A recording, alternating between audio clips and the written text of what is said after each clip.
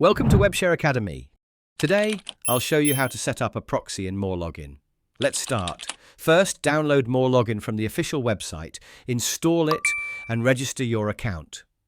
On the MoreLogin dashboard, click plus New Profile on the left side. Give your profile a simple name. Scroll down until you see Proxy Settings. Under Proxy option, select New Proxy Type. For this tutorial, we'll use HTTP protocol. Now you will need to enter proxy server details. Simply go to webshare.io. You can get 10 free proxies from WebShare by signing up. On the WebShare dashboard, open Proxy List. Since we want to connect to a US proxy, we will choose this IP address. Left-click on the proxy address field and paste it into the IP address field in MoreLogin. Do the same with port, login username, and login password fields. Click Proxy Detection to test if the proxy works.